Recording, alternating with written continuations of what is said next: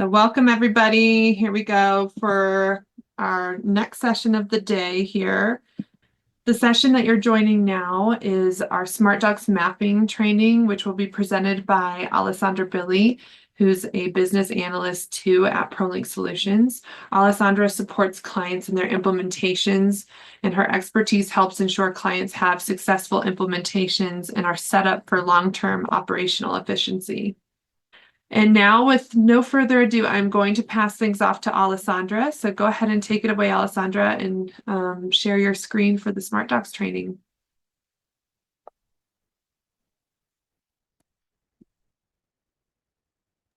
Great. Thank you, Bree. So I'm Alessandra Billy, and this is SmartDox and how to map within utilizing SmartDox. So our session agenda, we're going to be going over some getting started within SmartDox, how to map and unmap fields individually, mass mapping, and then some things that are just good to know as you go through your SmartDox. So getting started, we're going to go through a couple of learning objectives. So we're going to teach you how to switch the environments between UAT and production, how to use the search functionality in the mapper, mapping individual fields, the mass mapper, our brand new simple mass mapper, updating pick lists, and then how to get help if you're having issues with it. So first, what is SmartDox? SmartDox is a tool that allows you to insert data into or pull data from ProLink HFA using either Microsoft Excel or Microsoft Word documents. So we kind of want to get a feel as to where you are at within this. Have you previously used SmartDox? Never? You've only done get and sends? You've mapped a few fields before, or you're pretty experienced and you've used the mass mapper before? We'll give you a minute to answer that question. Okay. So we have our results. Most people have never used SmartDox before, so you'll get a great overview with this and kind of be able to up your skill level. A lot of people have done gets and sends, and for some people, you've been able to do some mappings, which is very exciting. So the first thing you'll find is when you go into Excel or Word, when you have SmartDox installed, so you can get SmartDox installed, we can give that to your agency or business, and they'll work with your IT department to get it installed. And then within your toolbar here, you'll have a ProLink tab. So when you click that ProLink tab, it'll look like this without the numbers. That's just to match up on here. So first we have this login button here. This is what connects you to ProLink HFA. So you have to log in order to be able to utilize the rest of these fields. To get data, so what this will do for all the fields you map that you want to be able to pull data from, this will fill those all in based on what you have currently in HFA.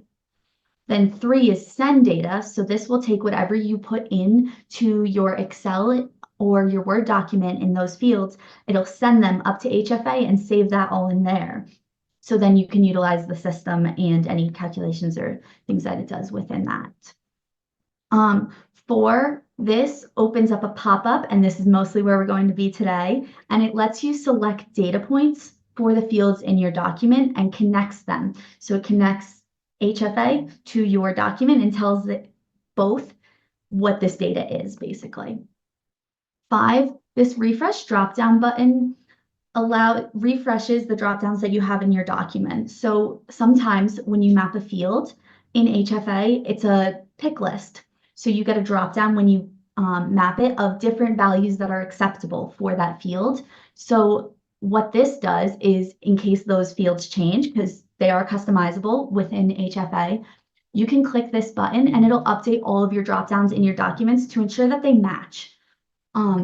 So you're not picking any fields that aren't valid within HFA, or vice versa. Maybe they have more options now and you want to be able to choose those in your document.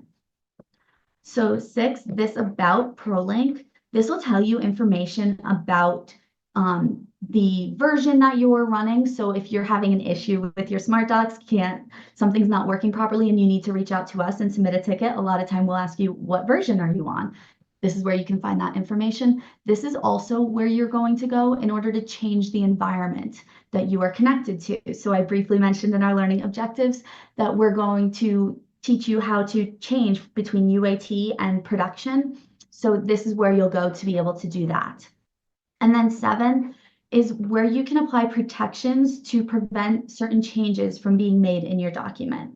So this is very similar if you've used Excel protections before. It basically prevents people from, if you distribute this, from being able to change certain things so they don't move where things are and it messes up your mappings because it's still mapped to this cell and now the title describing what it is somewhere else. It can prevent that.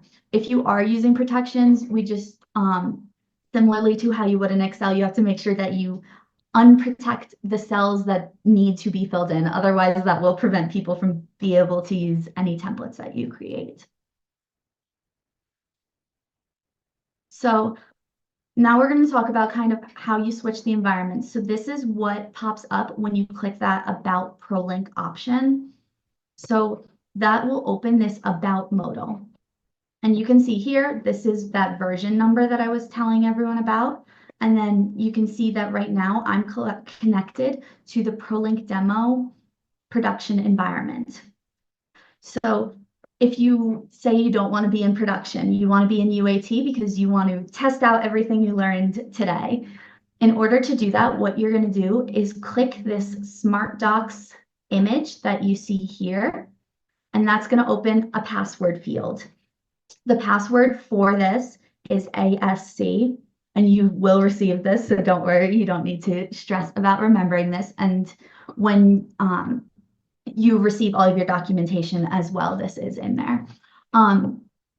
So you'll put in ASC, you'll click OK, and then this will give you a dialog box that allows you to select what environment you want to use to map this to. You can change these in the environment later. So if you map something in UAT because you want to test out how you're making this template, want to make sure you connect it to all the right places, you can do that and map it all. And then later go back in, change your environment to production and utilize it there. So you can change it all through here. And then especially for our example today, you want to enable mass mapping. So this will let you map multiple fields at once and utilize that tool that we're going to be talking about, both the mass mapper and the simple mass mapper. So we want to make sure that this box is checked. And then we're going to click OK. So we're on to our next question. Hopefully you've been listening. Which environment should you use to try out your mappings? Should you be in UAT or should you be in your prod environment?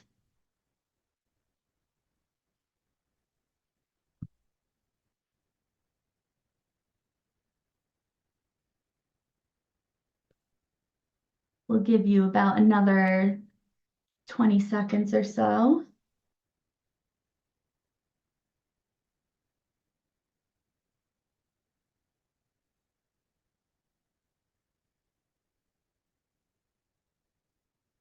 Okay, the results are in.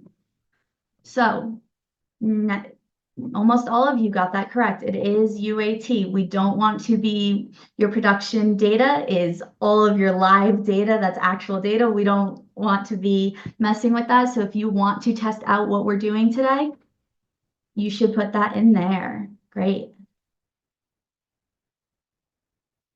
Okay, so now we're going to move on to kind of more the demo part of things. So we're going to talk about mapping and unmapping fields.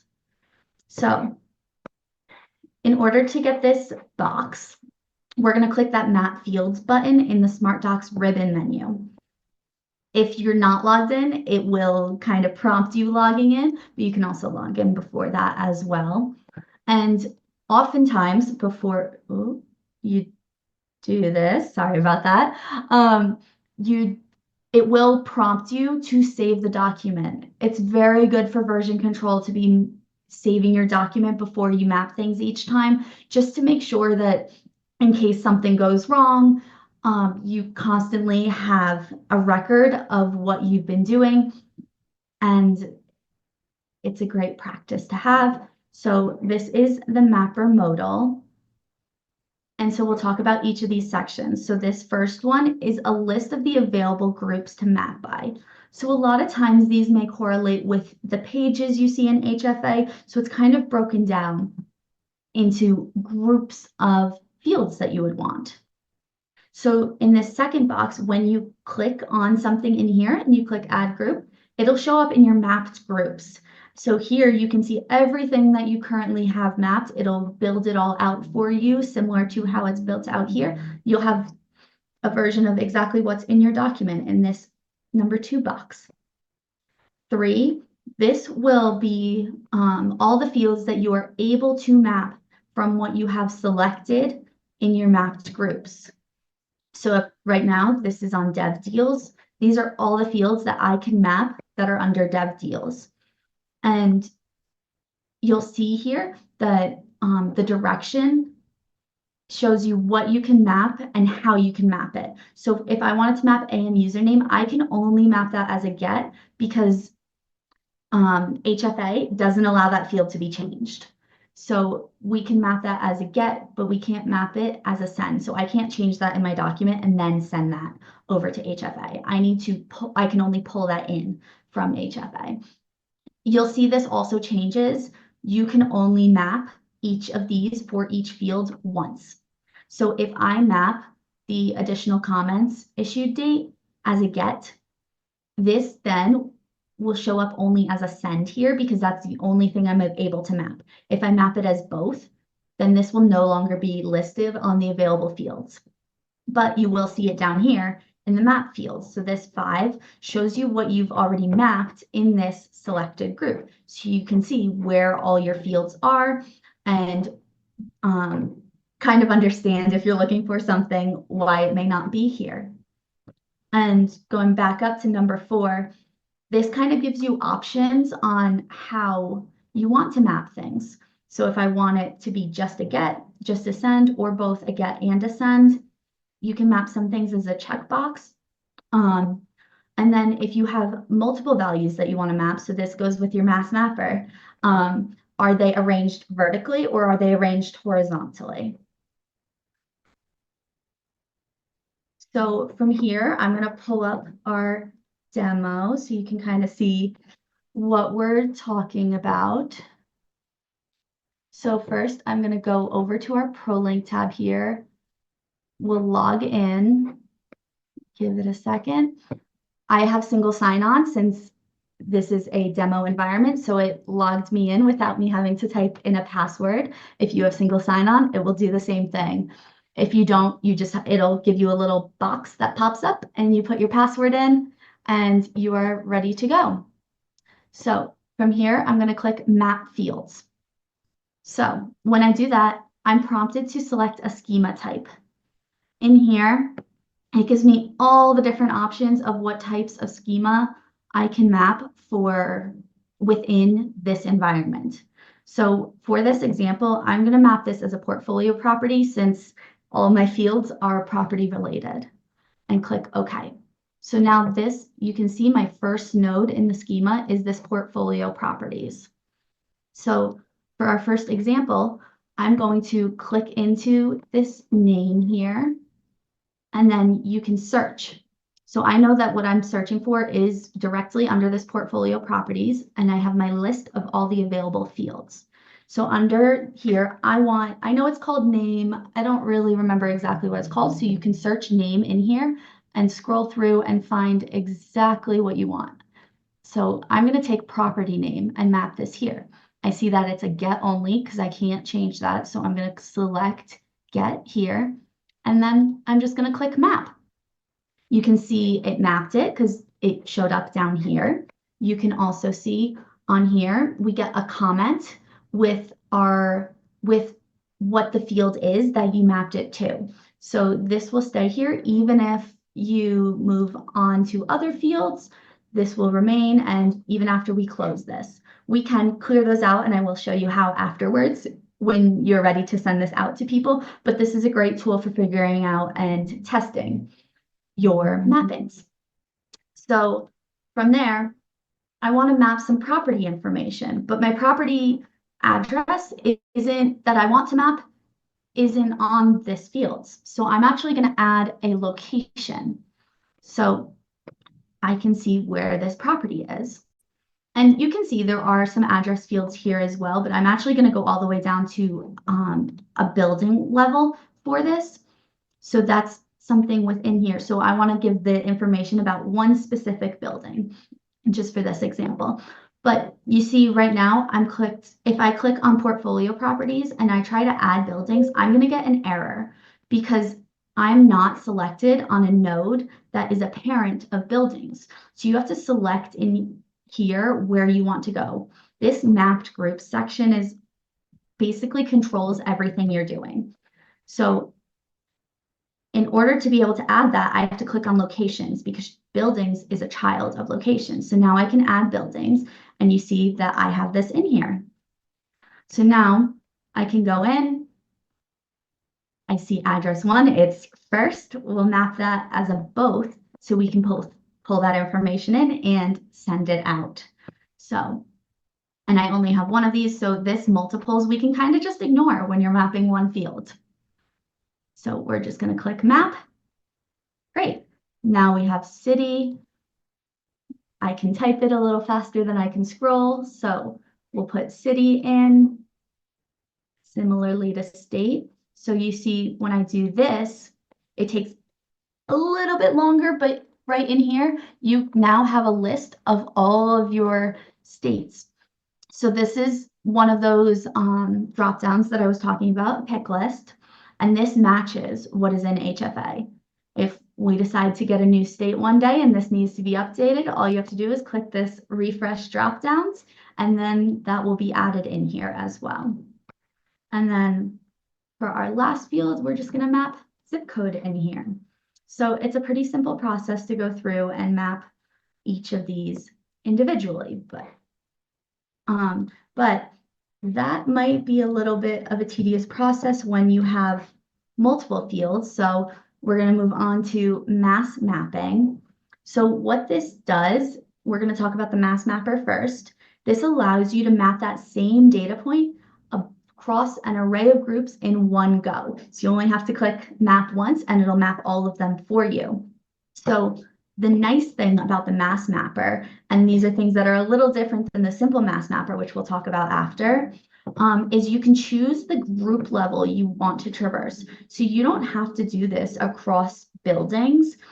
So I have 10 buildings in this, for example. I can go across the properties if I want to map this to the first building every time. And also you can set your mapping pattern. So this has a box for steps. So if my data is in every other field, I can set that here. I don't have to have them sequentially in order, which is very convenient. So we'll give an example on this. So we're going to go back in here to our fields. And we're going to click on our first one. So we're going to open back up our mapped groups. So to use the mass mapper, first, you need to duplicate whatever it is that you want to map. So I have 5 buildings here, right? So I have 1, 2, 3, 4, 5. And so I need 5 buildings within here so I can map all 5 here. So what I'm going to do is right click on this buildings node that I want to duplicate, click duplicate group. This already put it at 5 for me since that's our standard number. You can change this to whatever you want though. I can make this 25 if I wanted to. It will work. And we'll click OK. And now I have 5 of these buildings. So to map this first one, we want to start at the first one. So we always have to click sequence 1. And then I see all the fields that are available on a building. And this is called building name that I want to map, right? So we're going to map this as both. Our data is vertical. It's not horizontal across here. So I'm going to keep vertical selected. And then I'm going to right click on this mapping button and click mass mapper. So here you can see I can select across which item I want to traverse. I have 5 buildings, so I'm going to click the buildings item. But I'm going to want to change these steps, right? Because building name is here, but my next building name is all the way down here. So to show how far I want to go, so this building type would be 1 step. That's the next one. Then this blank one would be 2, and then this building name would be 3. So I want to do 3. And iterations was already filled in for us because it automatically fills it in based on how many you can have at that level. So 5 was already filled in. If for some reason you don't want to map your last one, that's okay. You can change that as well. You don't have to map across all of them. You just can't go higher than whatever you have available in your mapped groups that you can see here. So I'm going to click OK, and you'll see it went through all 5 of them and they're all mapped. And then we're going to do it again for building type. So something to know, after it goes through, it went to each of these to map them. So you're always going to be on your last group after it maps them all. So you have to make sure you go back up to 1. Otherwise, it's going to look for 5 below your number 5 and you won't be able to map it. But you'll know that because when you click into your mass mapper and you click on buildings, it's going to say 1 because it won't let you do it because there's nothing below it, right? So I can show you what that looks like if we're going to do building type. If I was on this last one, you'll see it's 1 and I can't even click to do anything because there's nothing below this number that I can map. So we'll have to go back up to 1 and then we find building type. We're going to do the same thing again, mass mapper. It put that 5 in automatically for me, and this is also 3 steps. So we're going to click OK. Great. So that's how you use the mass mapper. And then we're going to close this out and I'll show you how to do the simple mass mapper. So the difference with the simple mass mapper is that step we did at first where we duplicated the groups. You don't need to do that within your mass mapper. So this will duplicate all your groups for you, but you can they have to be sequential in your document, and it can only do 1 step at a time. And the other nice thing about this as well is that it tends to run a little bit faster. If you get a document that has a lot of fields in it, the mapper can start to run a little slower. So this is nice because it runs a bit faster than the mass mapper did. So I will show you how that functions. So we're going to go back up here. You don't need to open and close the mass mapper every time you do. You're doing and changing between things. I'm just doing that because it stays open regardless of what tables or what you're opening on your computer. So that was just so you can see the PowerPoint, but you can leave this open and map as much as you want. As long as you don't leave it for too long, it might log you out because there is if you leave it alone for too long, it automatically logs you out. You'll just get an error if you try to map after it's been sitting for a while. So from here, we're going to add a new thing within locations to do this example. So I'm going to find locations over here, and this is under unit mix is what I want to map for this. So I'm going to add this group to my locations, and see I had locations selected. If I was on any of the buildings, it would not have added. So we have unit mix here, and then over here, we're going to do unit type. So for the simple mass mapper, we're on sequence 1. It's the only one that exists right now. We're on unit type. And then we're going to do both because that's what we want. This is vertical. We're going to map this like you're mapping an individual field. So we just click once and we click map. So this is now mapped as a unit type. It gives you all your bedroom and bathroom options. And And then while still clicked on this cell, and we're still clicked on 1 here, we're going to right click and do the simple mass mapper. So here you can change vertically or horizontally, but it will pre-fill with whatever you had selected. So the field to copy is what we were on, H5. So that's that first field we already mapped. And how many more do you want to do? So there's 10 here, and I've already mapped 1. So that means I want 9 more to do. So we're going to put in 9 here, right? And click OK. So it's going to copy that down. See how that was very fast? That's kind of the advantage of the simple mass mapper. So we can see here, this is sequence 2, sequence 3, sequence 4, all within that unit mix. And if I look back at my mapped groups, you can see it created 10 of those unit mixes for me. So we'll do that again with number of units. We want to make sure we're selected on 1, and this does not have the failsafe that the mass mapper had, where it would tell you if you're trying to map beyond, because it creates those for you, right? So it will just think that you want 10 more created. So you have to be careful with the simple mass mapper and make sure that you're selected on your sequence 1. And then we're going to go to num units as what we want to map. We're going to click map for this, and then we're going to click right click and do the simple mass mapper. We're going to do vertically, and there's 9, but just for this example, I'm going to say we accidentally put in 10. So we do 10, it mapped those all for you, right? And we can see we're 1 too far. That happens, right? So a way you can unmap this is we can go in fields, and this will show us everything that you have mapped in your entire document. And the nice thing about this too is it shows you exactly where it's mapped. So these are all in sheet 1, and I want to unmap I-15.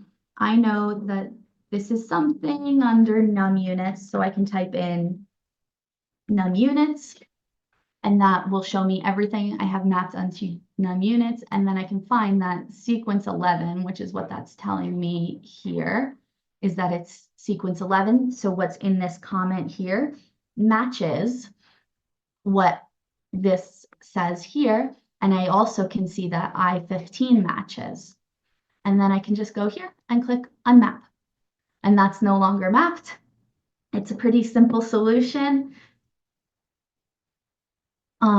And if I wanted to unmap all of them, so there is a second way to unmap, that if I'm in one of these, I can also unmap it from here as well. So I can go to 10 and click and unmap here. The advantage of going into fields is that you get that secondary validation that it matches where it is in your sheet. So that's kind of just a good check to make sure you're not unmapping something by accident from somewhere else, or if 2 fields kind of have similar names, or if your box isn't big enough, because some of these fields are pretty long and only maybe the last word is changed. This is nice because it gives you the validation that you're unmapping what you're supposed to be unmapping. So something I mentioned earlier was comments. So these comments that show you all of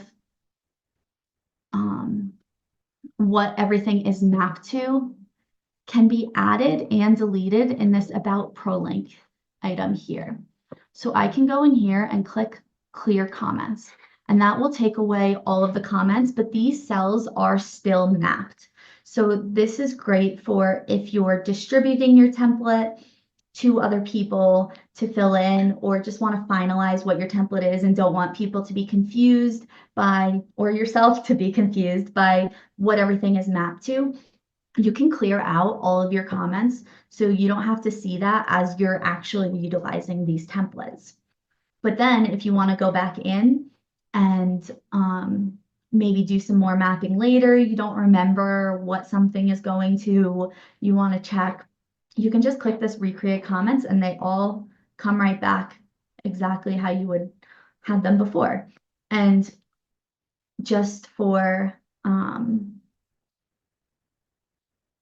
to show as well, this does not affect these comments. So you can make comments in your document about other things and it won't be affected. So if I clear the comments, you can see that this is still there and I can recreate them and this isn't affected at all. So it's a very helpful feature when you're doing mapping and then to be able to prepare your document for distribution, we highly suggest clearing your comments out of them. So we're gonna flip back to our slide deck and we have our third and final poll question. So if your data is mapped in every other cell, which method would you use to map it? Are you gonna map each cell individually? Are you gonna use the mass mapper? Or are you gonna use the simple mass mapper? Okay, there may be a delay again. So for map each cell individually, there were 0 responses. For mass mapper, there were 26. And then for simple mass mapper, there were 13. Great. Okay, so the correct answer was the mass mapper, which most of you got correct. That is because you need to, that's the only one where you can select steps and be able to skip over the cells that you're not using. So like I showed in that example. I am going to show one more example of why you would want to use the mass mapper over the simple mass mapper if this is your situation. So this is a pretty common one that we see. I'll make this a little bigger since I know the text is smaller on this item, is when you're mapping your financial items. So if I go in here and I go to map fields, we are on the wrong. Close that out. Okay, map fields. There we go. Okay, so this is mapped as a dev deal because that's where the financials are for this. So what I'm going to do is go in, add my fields for this. We have primary portfolio property, and then this is an example of forecast financials. So we're going to add that, and then so you need a forecast financials for each of these years. And then in order to map the line items within that, we need to add line items to it. So in our example, we are mapping this for 1, 2, 3, 4, 5 years.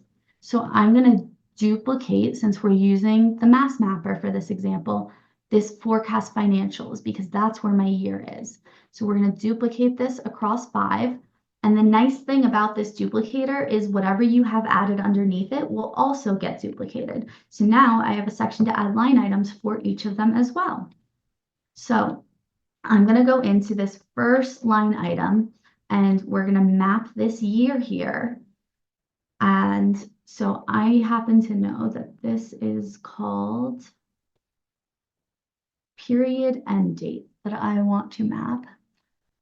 So we're going to go to period end date. My data is horizontal, right? Because my years are across here. We'll map it as a both. We're going to right click here and we're going to go to the mass mapper. And so I don't have 5 line items sequentially, but I have 5 forecast financials, so 5 years. So I want to map across this level, but I am mapping to something in this line item because this is what I have for each year, and I want to map the year field to tell it what year it is for each year. So we're going to click OK, and this is going to map. So this is within that forecast financial line items, but we're moving across the forecast financials. So it's moving to each year, but it's mapping that same field on a lower level. I know this is a little confusing.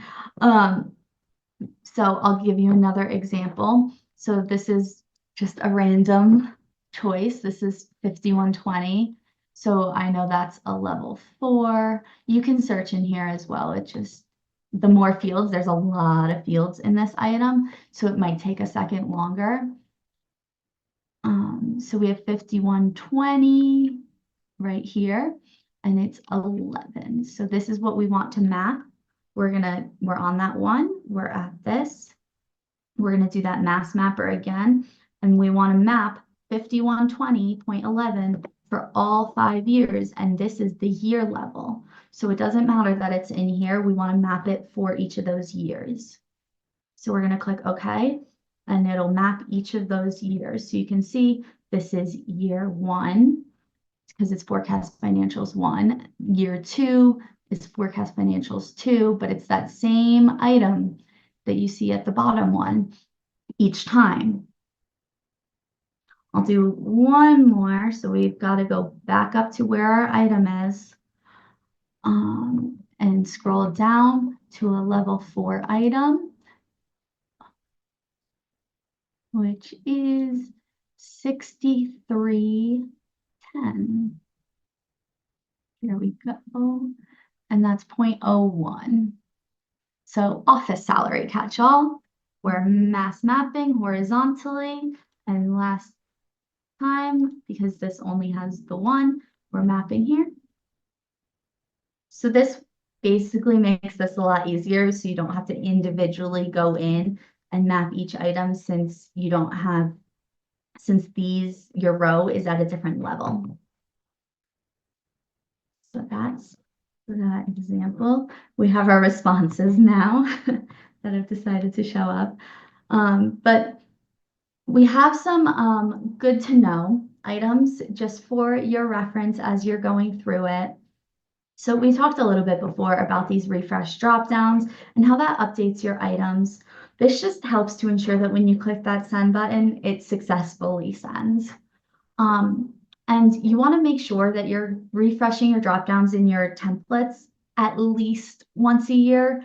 And definitely if you know that your pick list was updated. If you requested that or you know someone in your team has updated that pick list, please click refresh dropdowns in order to make sure that it's all up to date. They will update as well if you do a pull. So if you click get data to pull data into your spreadsheet or your Word document, it will update those as well.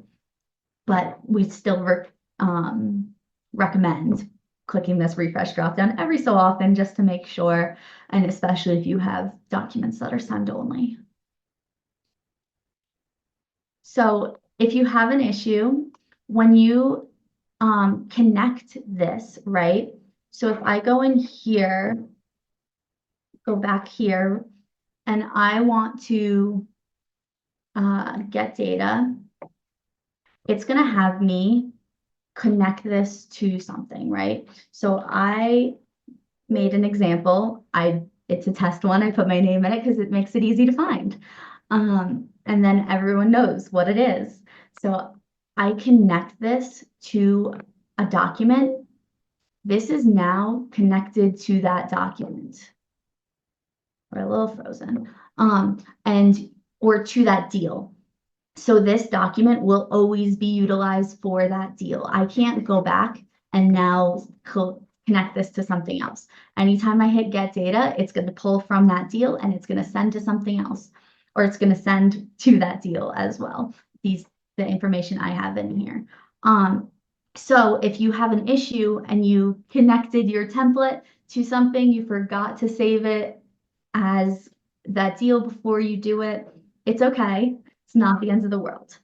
First, just a preventative measure, we would always recommend that you make a backup of your template. Once you're done with it and you know that's what you're going to use, make a second one and store it somewhere that you're not sending out, that you're not being the one that opens and you're saving it as something and then connecting it to something. Have a second one that's just empty, just in case. It's the fastest way to fix the problem. But if you don't have one and it happens, it's okay. You can submit the ticket to us and we can help you detach that as well. So if you do need help, you can get help within ProLink HFA or from the support center at this link. So anywhere in HFA that you see this little button, you can get some help. It'll tell you information about everything. And then you can also enter tickets down here or at this link. That wraps up our presentation. Does anyone have any questions? Anyone from Q&A? Hi, Alessandra. It doesn't look like there are any outstanding questions. I think Kelly is on top of the ones that have been coming throughout the session. Awesome. Thank you, Kelly.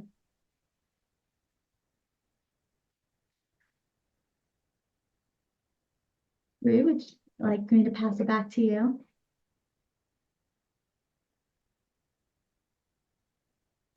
Yeah, that's great. Thank you, Alessandra.